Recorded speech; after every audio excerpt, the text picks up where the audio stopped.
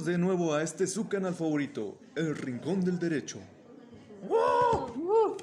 Soy Giovanni y al igual que en la anterior emisión, me encuentro aquí con el mejor equipo de todos. Con a mi lado izquierdo, Juan. Hola, ¿qué tal, Giovanni? Mucho gusto por estar aquí. Un placer también. Mi compañerísima Nayeli, Hola, mucho gusto, Giovanni. mi gran amiga Jacqueline Hola, ¿qué tal? y por último, pero no menos importante, Simeidi. ¿Qué tal, Giovanni? Bien, el día de hoy les presentaremos algunos temas bastante interesantes, relacionados especialmente en el derecho mercantil. Exactamente, Giovanni. En esta emisión podremos ver el concepto de derecho mercantil y la fuente del derecho mercantil. También no puedes olvidar el sujeto del derecho mercantil, sociedades mercantiles, clasificación y sus generalidades. Además, las sociedades irregulares y sociedades anónimas. Y como no puede faltar, los títulos y operaciones de crédito, los contratos mercantiles y operaciones de crédito. Y por último, pero no menos importante, el derecho internacional de los actos del comercio. Muy bien dicho, Giovanni. Y ahora, ya que terminamos la presentación de los temas a ver el día de hoy, podemos empezar con esta emisión aquí, en el Rincón del Derecho. Tema, hablaremos de lo que consiste el derecho mercantil. ¿Saben qué es el derecho mercantil? Pues el derecho mercantil vela por lo correcto, desenvolviendo de la actividad económica y establece el marco de investigación en caso de que fuera necesario. Así es, como, por ejemplo, en el caso de la protección de los consumidores, en otras palabras, es una rama particular del derecho privado que tiene como objetivo nombrar y acompañar las dinámicas de intercambio de bienes y servicios, es decir, los actos comerciales contemplados ante la ley, así como las implicaciones jurídicas que se desprenden de ellos. Amigos, ahora que ya escuchamos el concepto, les mencionaré unas características que sin duda alguna son importantes. Es un derecho profesional, individualista, consuetudinario, progresivo y global o internacional. Correcto, pero ahora para que lo entendamos un poco mejor les daré un ejemplo. Lo constituyen los acuerdos y regulaciones comerciales internacionales. Son los que regulan y protegen el flujo de materia prima, bienes manufacturados y otros bienes y servicios en una región geográfica y otra. Oh, eso es interesante. Así es, Juan, muy interesante. Ahora que ya escuchamos sobre qué es el derecho mercantil, hablemos un poco sobre sus fuentes. Así es, Simeidi. El derecho mercantil se desarrolla prioritariamente a partir de tres funciones. Una de ellas es la ley. Dado que el derecho mercantil es también una forma de derecho positivo, posee una normativa escrita y pública de los códigos y condiciones que constituyen la ley mercantil. De haber alguna en ellos, regirá el derecho común en su lugar. Bueno, la segunda fuente es la costumbre. Dado que el comercio es muy anterior al surgimiento de la rama del derecho, ella se hereda de las tradiciones y usadas comerciales específicas de su comunidad o región.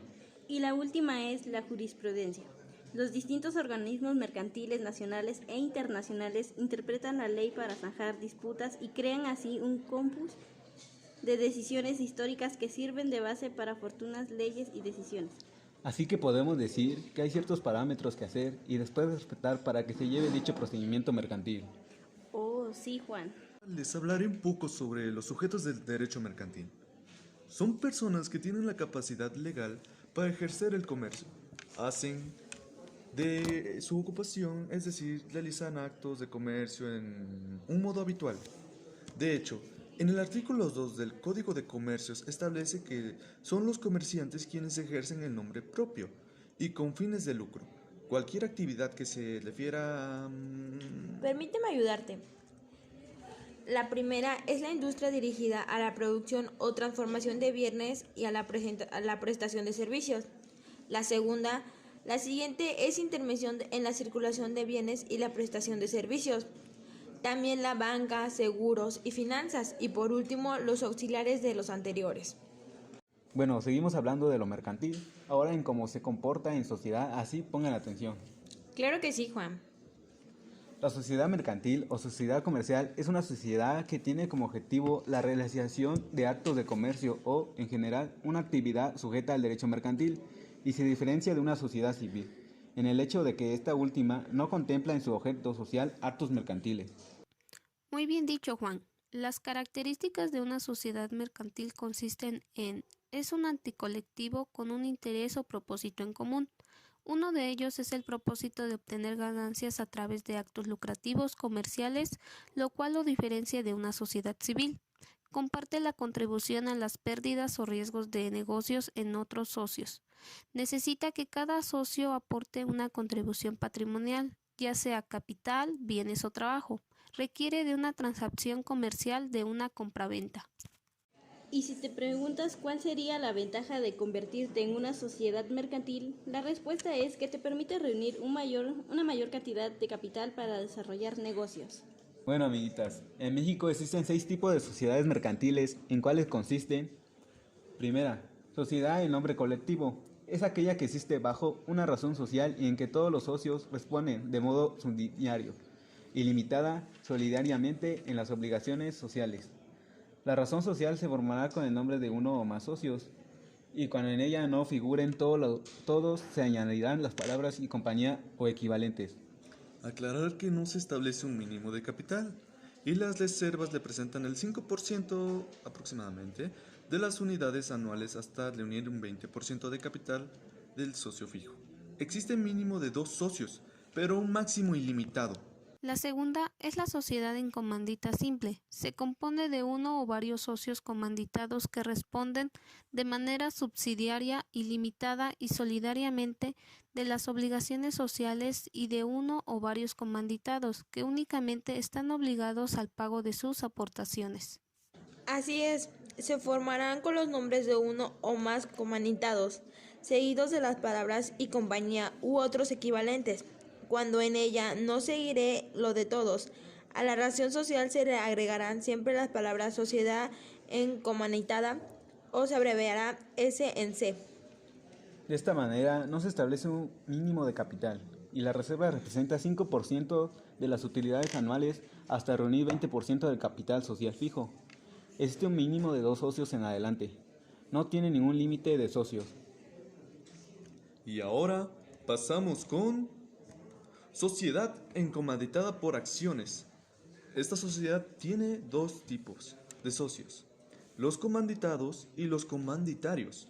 La diferencia es que su capital se representa por acciones, por lo que no todos los socios están obligados a las mismas responsabilidades. Y guión, el socio comanditario es aquel que quedará obligado solidariamente para con los terceros por todas las obligaciones de la sociedad en que haya tomado parte o en las que haya tenido parte, pero en algún momento administró los negocios de la sociedad.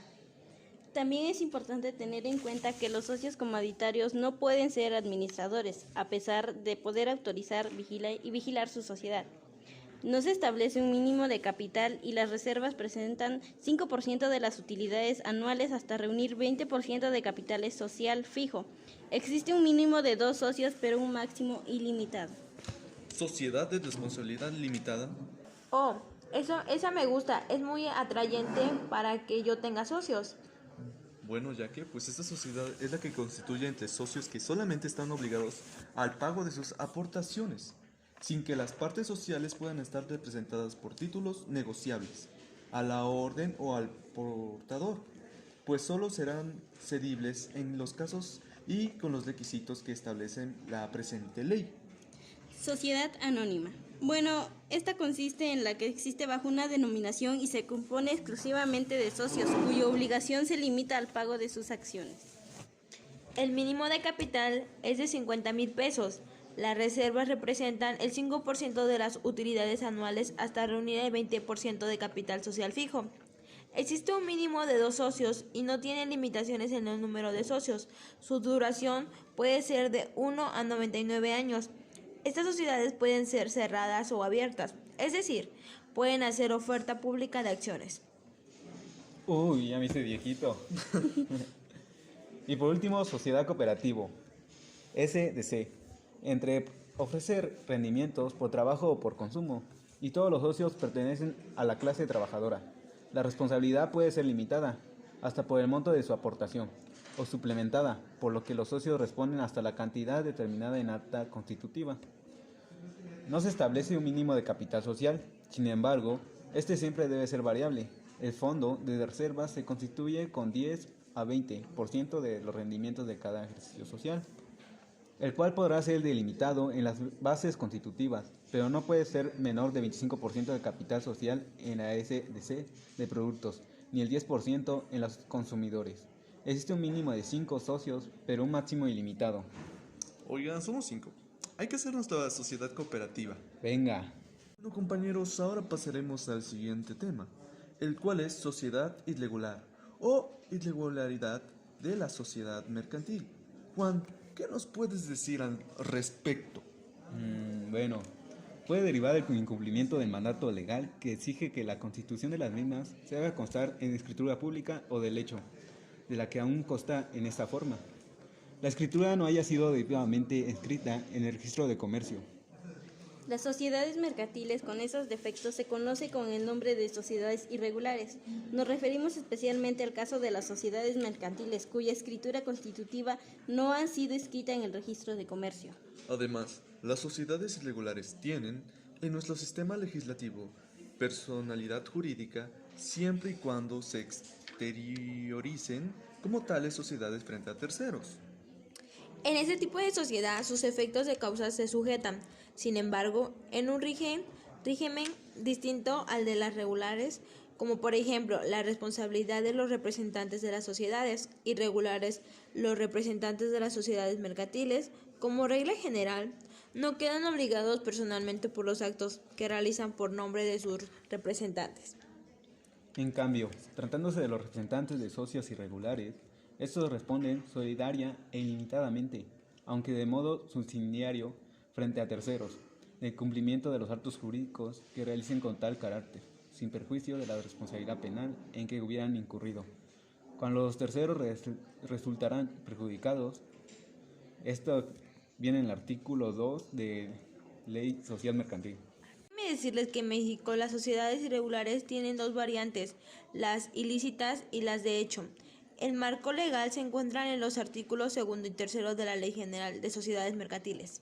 La sociedad, de hecho, son aquellas que existen por manifestación de la voluntad de sus componentes, que caracterizados de alguno de los requisitos legales para constitución no se han exteriorizado frente a terceros, por lo tanto no tienen personalidad jurídica. Es decir, son las sociedades irregulares que han establecido relaciones jurídicas con terceros, ¿no? Exacto. Las sociedades ilícitas son aquellas que tienen un objeto, finalidad o realizan una actividad consideradas por la ley como ilícitas. Según la legislación mexicana, las sociedades ilícitas deben disolverse y liquidarse inmediatamente. Hay que diferenciar las dos porque si no saben en qué consisten puedes caer en baja económica, amigos. Pero qué suerte si no hay jurisprudencia. Sí, ¿verdad, Juan? Yes. El artículo 39 de la Ley de Sociedades del Capital no habla que una vez verificada la voluntad de no inscribir la sociedad y en cualquier caso, transcurrido un año desde el otorgamiento de la escritura sin que se haya solicitado su inscripción, se aplicarán las normas de la sociedad colectiva o, en su caso, las de la sociedad civil de la sociedad en formación hubiera iniciado o continuado sus operaciones. Claro que sí. En caso de posterior inscripción de la sociedad no será de aplicación lo establecido en el apartado 2 del artículo anterior. Si la sociedad irregular decide realizar una inscripción registral, será cuando reciba la personalidad jurídica y se asume una responsabilidad ilimitada de los socios, aunque responderá por acusaciones realizadas antes de su inscripción. Recalcamos que las sociedades civiles son las que se crean por medio de un contrato entre dos o más personas, que ponen en común dinero, trabajo o bienes o bien para repartir la ganancia entre sí. El capital depende de la aportación de los socios. Se requiere al menos 2 socios que tengan la responsabilidad ilimitada con distribución de ganancias y pérdidas en función de lo pactado. Rápidamente pasamos con el tema de sociedad anónima, la cual la podemos interpretar como sociedad mercantil con personalidad jurídica, en la que el capital, dividiendo en acciones, está integrado por las aportaciones de los socios que no responden personalmente de las deudas sociales. Este tipo de sociedad es la más común en México, ya que se usa para el desarrollo de cualquier actividad empresarial, como el comercio, agricultura, servicios, ganadería, finanzas, etc. ¿Y cómo se conforma su denominación?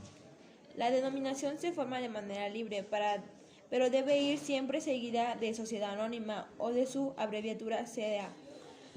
Me gustaría mencionar sus características principales. 1. Sus principales miembros reciben el nombre de accionistas. 2. Tener un mínimo de dos socios y que cada uno de estos tenga por lo menos una acción. 3. El capital social se divide en acciones, no existe un monto mínimo. 4. La responsabilidad de los socios se limita al pago de sus acciones. 5. Los derechos de sus accionistas se dividen en dos, económicos y corporativos. 6. Se constituye con un capital mínimo de 50,000 pesos. 7. Se reserva el 5% de las utilidades anuales hasta que se llegue al 20% del capital social fijo. Al igual que en todo esto cuenta con sus ventajas y sus desventajas. Las ventajas son: los accionistas no tienen responsabilidades personales. 2. Es fácil acumular capital. 3. Tiende a ser una sociedad estable. 4. El capital proviene de los accionistas de la empresa. Y sus desventajas son: en desventajas tenemos: primera, tiene una mayor regulación. Segundo, el poder de la toma de decisiones se basa en una mayoría de votos. Dejemos a un lado el tema de sociedades y ahora pasemos a hablar de títulos y operaciones de crédito. Pongan mucha atención, que esto es muy interesante. Bueno, pues los títulos y operaciones de crédito son instrumentos sustentados en un papel y debidamente firmados que conllevan y registran la acción de un derecho privado.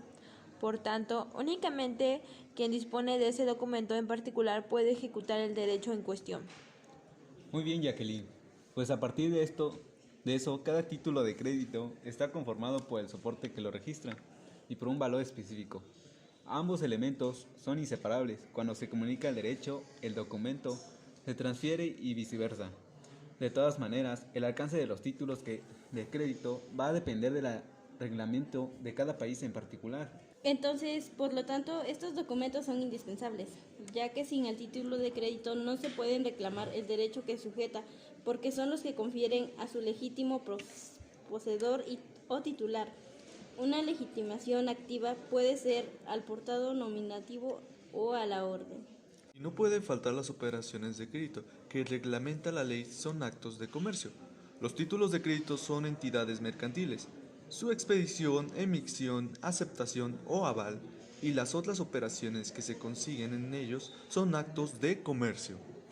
Los títulos y operaciones de crédito corresponden a un invento hecho en la Edad Media y el Renacimiento por los comerciantes italianos, ya que fueron utilizados como documentos de valor en esa época, los cuales representaban dinero y estaban protegidos por firmas personales de quienes los utilizaban.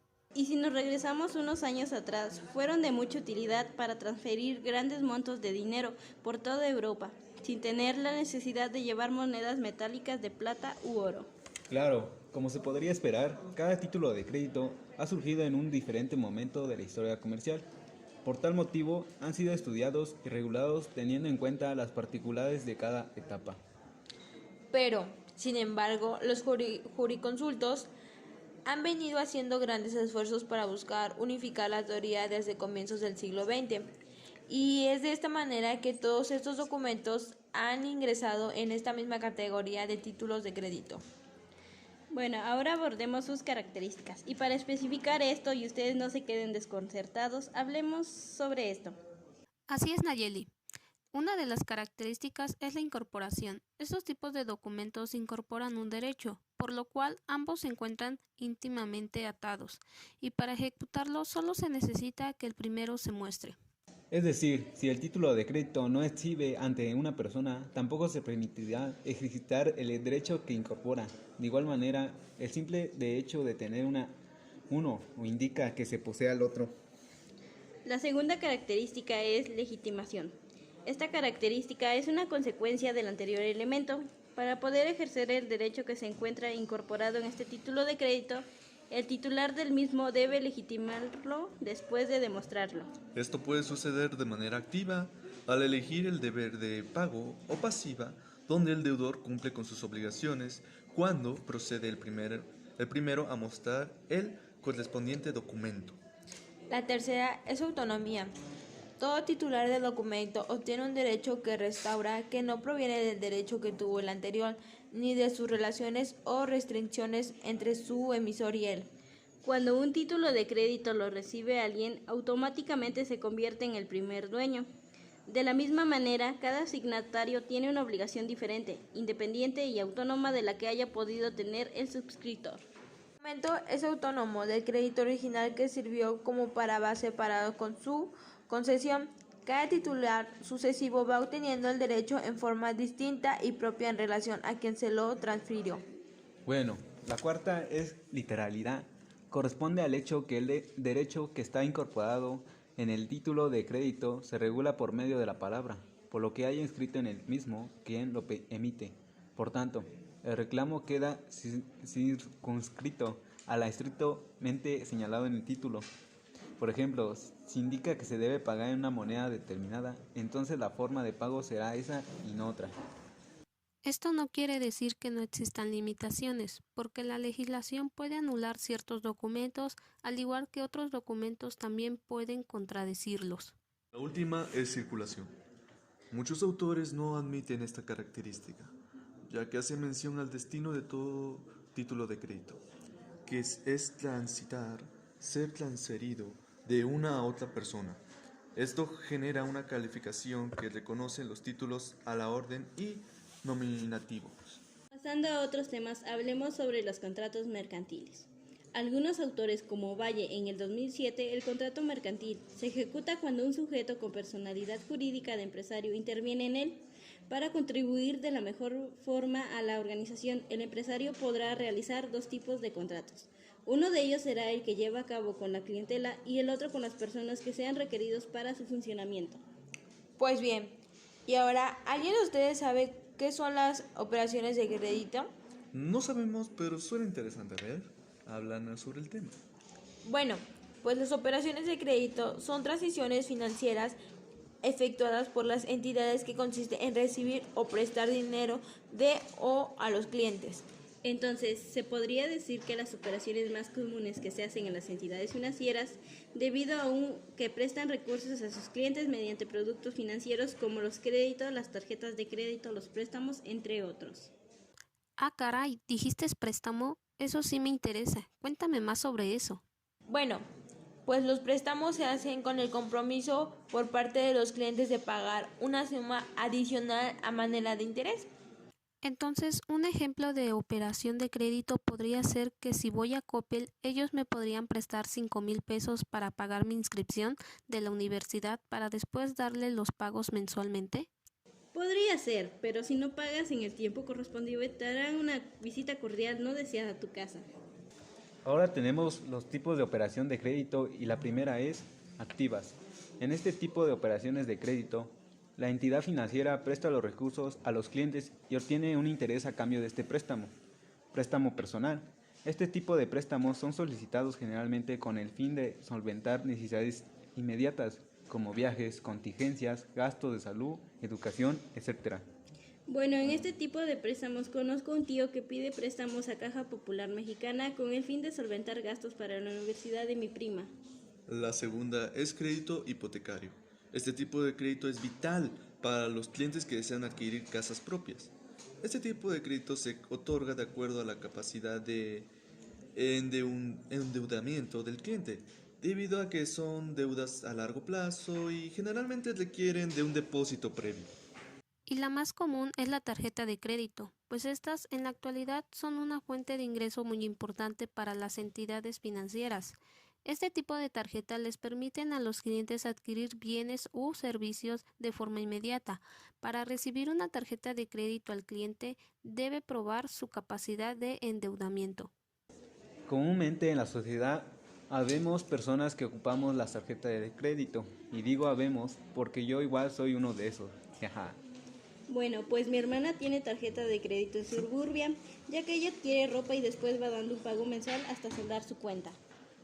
Dejemos de rodeos y ahora hablemos del siguiente, que es el aval. El aval es financiero, es un instrumento que emplea las entidades bancarias para garantizar el cumplimiento del pago del crédito hipotecario por parte del cliente. Esto se hace mediante la firma de letras u otros instrumentos de deuda. Comúnmente yo he visto que los avales son un requisito esencial para pedir préstamos, pero a veces no es muy recomendable. ¿Por qué, Naye? Pues mira, una vez mi papá fue a aval de uno de sus compañeros de trabajo, pidió un préstamo de 20,000 pesos para después solo pagar la mitad y renunciar a su trabajo. Se fue de la ciudad y mi papá terminó pagando el resto. Qué mala onda, ¿no crees? Bueno, ahora que me contestaste, ya no querré ser aval de nadie. Y la tercera es leasing. El leasing es un tipo de contrato mediante el cual la entidad financiera le entrega al cliente un activo a cambio del cliente.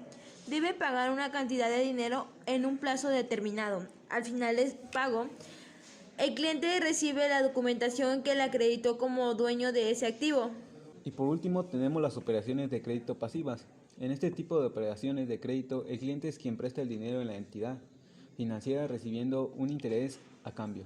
Algunos productos financieros que pertenecen a este tipo de operaciones de crédito son los depósitos de ahorro, las cuentas remuneradas, los fondos de ahorro de inversión, plazo de fijo y las cuentas de ahorro, entre otros. Bueno, ya hablamos mucho sobre préstamos. Dejemos ese tema a un lado porque veo que se están emocionando mucho y después no los quiero en buró de crédito. Ahora hablemos sobre el derecho internacional en los actos de comercio. Para empezar, ¿qué son los actos de comercio? Yo sé qué es. Giovanni, te veo muy participativo. Bueno, a ver, cuéntanos. Es el conjunto de principios, valores y normativas jurídicas que tienen por objetivo regular una rama de la economía denominada comercio internacional, que es el intercambio de bienes y servicios que se producen en bloques o regiones económicas a través de todo ente comercial, sea estos personas naturales o jurídicas, Estado u organizaciones. Y ahora, ¿qué es la Organización Mundial del Comercio? Es la única organización internacional que rige el comercio entre los países.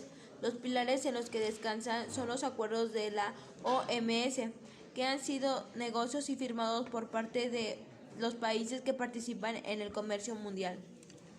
Suena muy interesante, ¿eh? A ver, sígueme sorprendiendo más. Ok, jaja. Ahora tenemos el Consejo de Cooperación Aduanera, donde nos dice que esta cooperación se refiere a la clasificación de mercancías. El personal de la OMS hace un seguimiento sistemático de la labor de la Organización Mundial de Aduanas. Oh, Sí, Juan, síguete sorprendiendo más porque ahora hablaré de Consejo de Conciliación y Arbitraje. suena interesante, ¿eh? En este apartado nos habla de que es el encargado de dirigir las controversias de conflictos que existen entre las dependencias de gobierno federal y de la Ciudad de México, de los trabajadores de estos y de sus sindicatos. Tiene por mando de ley la obligación de impartir justicia de manera parcial, expedita y gratuita. Oye, suena bien. Permíteme, Simeidi, antes de que te sorprendas más, quiero hablarte sobre el Programa Nacional de Franquicias, donde nos dice que es un programa a la posibilidad de emprender un nuevo negocio con el apoyo y experiencia de una empresa franquiciante, aumentar las posibilidades de éxito y apoyando la creación permanente de nuevos puestos de trabajo. Bueno, eso no suena nada mal. O sea que si quiero aprender un negocio, ¿puedo pedir ayuda con este tipo de empresas? Exacto, Simeidi. Y bueno, como ya es costumbre en este canal, en esta ocasión tenemos a un invitado muy especial.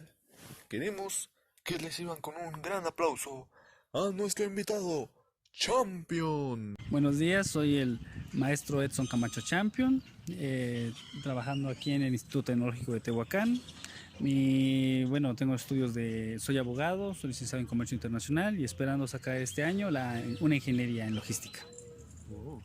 Bueno, el día de hoy tenemos una serie de 3 preguntas, las cuales nos gustaría hacerle para que nos dé su punto de vista, su opinión y tener más que nada una referencia de alguien un tanto más profesional. Sí, pues adelante. Bueno, la primera pregunta, ¿qué nos puedes decir sobre el derecho mercantil? Bueno, el derecho mercantil, tenemos que entender que el derecho está dividido en diferentes ramas. De ahí tenemos que partir de que es un derecho privado, un derecho público. El derecho en este caso que tiene que ver con el derecho privado, entraría el derecho civil y en este caso el derecho mercantil. La diferencia que tiene con derecho civil y el derecho mercantil es que se va a encargar de regular las relaciones entre las personas que son llamados comerciantes. Y eso lo vamos a encontrar, si no mal recuerdo, en el artículo 3 del Código de Comercio. Bueno, ahora también nos puede decir algunas fuentes del derecho mercantil. Bueno, tendremos que los de fuentes, tendremos que ir igual a fuente. ¿Cuáles son las fuentes de derecho? Que hay fuentes reales y fuentes formales. Las fuentes del derecho mercantil como tal serían las mismas del derecho en general, es decir, vamos a ocupar en primer lugar lo que es vamos a usar la jurisprudencia, que son las definiciones o son las resoluciones de la Corte, vamos a utilizar lo que es las mismas leyes que son creadas por la Cámara de Diputados, vamos a utilizar la doctrina, que es el conocimiento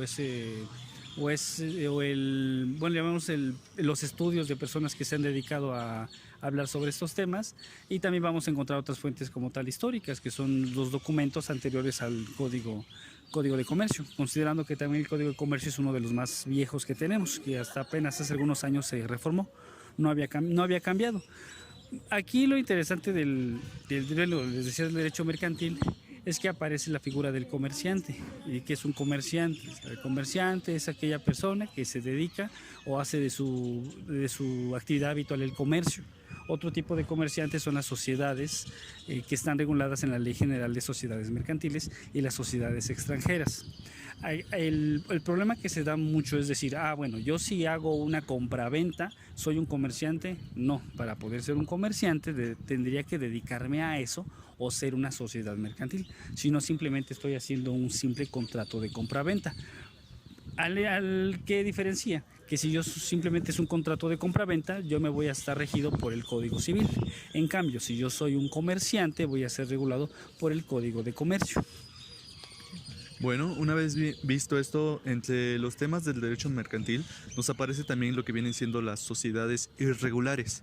¿Nos puede comentar un poco acerca de ellas?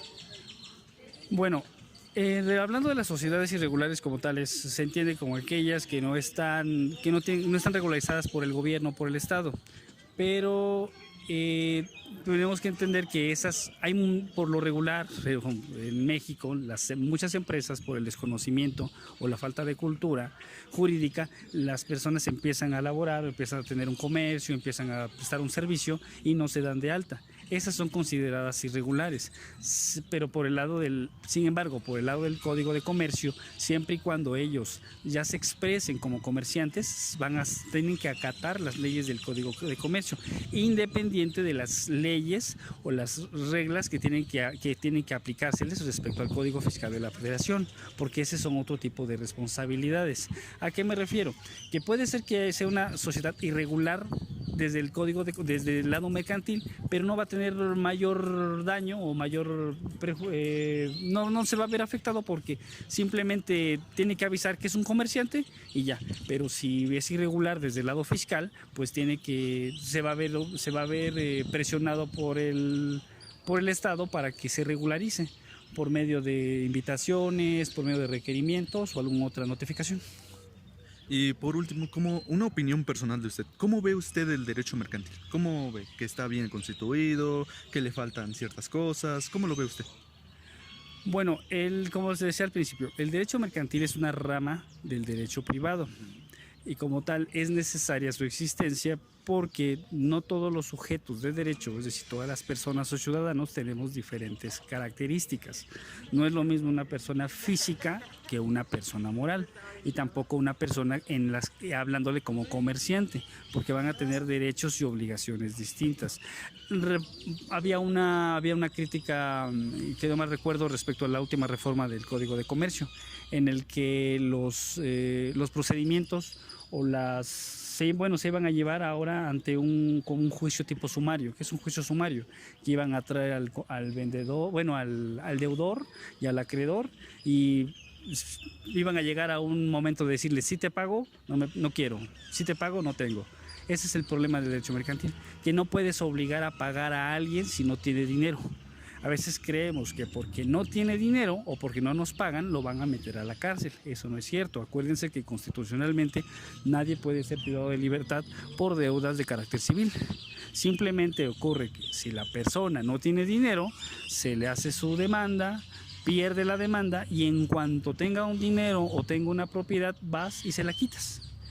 Y cuando metes a alguien a la cárcel, como comúnmente se maneja como dicho popular, no es porque no pague, es porque la persona se le exige el cumplimiento de un pago o que se presente a hacer un testimonio o que se presente por un llamado de autoridad y se le acusa de algo que se llama desacato. Entonces se le detiene pero por el desacato, no se le detiene por la deuda de carácter público. Un principio dice, nadie está obligado a lo imposible. Entonces, si no tienes dinero, pues no se te puede obligar a pagar, porque realmente sí quieres hacerlo, pero no tienes el dinero. ¿Sí? Y bueno, con esto concluiríamos. Le agradecemos antemano por su atención, por el tiempo que nos ha brindado y esperemos no haberlo, por eso sí, interrumpido de nada grave o nada serio. Y pues, ¿algún saludo que quiera mandar?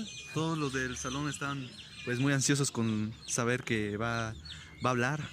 ¿Algún saludo a algún alumno, algún amor que haya por ahí? Nada, ¿Algún profesor? no, todo bien, muchas gracias por tomarme en cuenta. Y nada más ahí, traten bien a su maestro porque luego se pone un poco histérico.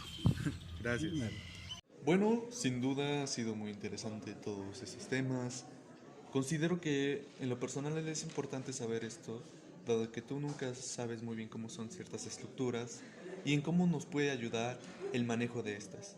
Al mismo tiempo, pienso que simplemente el hecho de darnos cuenta de cómo nos podemos abancar más allá de un derecho mercantil nos puede ayudar a la prosperidad de algún negocio o algún bienestar en algún futuro. Pues bueno, yo pienso que estos temas han sido de mucho interés, ya que en algún momento todos a veces necesitamos un crédito, un préstamo, y es necesario saber pues todo lo que conlleva cada uno. Y pues es muy importante, ya que no solamente se trata de aquí, como que personalmente, a veces internacionalmente, o igual si quieres emprender un negocio, los socios, y cómo tiene que llevar a cabo cada uno de esos, y qué aspectos tienes que tomar en cuenta, y qué leyes respetar, y sobre todo, en qué momentos hacer ese tipo de contratos. Para concluir nosotros en este tema, pues en estos temas que vimos sobre las sociedades y todo lo que es el comercio mercantil, es muy interesante ya que nosotros estudiamos la ingeniería en logística y en cualquier momento cuando salgamos de la carrera o así, a lo mejor no siga precisamente lo que seamos, ingenieros en logística, sino que nos vayamos a hacer una sociedad junto con socios, podemos ser nosotros o con otros socios, aportando cantidades y de cuál podemos pues elegir cuál sociedad nos convenga más para pues, beneficiarnos y en fin darnos recursos de cualquier manera. Parece muy interesante tu conclusión, Juan. Bueno, pues en mi conclusión personal yo creo que pues estuvo muy interesante los temas, principalmente porque nosotros como somos ingenieros en logística nos basamos mucho a lo que es el comercio. Bueno, pues en ese caso hubo un tema que me llamó mucho la atención. Bueno, en sí fueron muchos, pero el principal fue que hablaron sobre aduanas. Bueno, aduanas creo que se implementa mucho en lo que es en nuestra rama de profesión. Y bueno, es importante saber qué es lo principal o lo más recomendable hacer si trabajamos en este tipo. Pero también hubo una partecita donde hablaba sobre préstamos, donde creo que hay que ser cuidadosos todos. ¿Por qué? Porque nunca sabemos en qué personas fiar o bueno, darles la confianza totalmente, pero de igual manera no sabemos si esas personas nos vayan a responder como nosotros les dimos esa confianza, ellos hacia nosotros, pero pues no está por demás tomar nuestras precauciones. Y pues sí, en realidad pues sí vivimos un país donde pues necesitamos casi de todos, pero cuando se necesita de uno, prioritariamente no nos ayudamos mutuamente. Entonces, pues yo les recomiendo que sí tengan mucho cuidado y tomen mucho en cuenta estos temas. ¿Por qué? Porque abordamos temas de interés bastante, ¿cómo les podría decir? Relevantes, gracias Giovanni. Muy relevantes en la vida cotidiana y pues ya saben, tomen sus precauciones, no confíen en nadie, aunque parezca bueno, pero a veces es malo.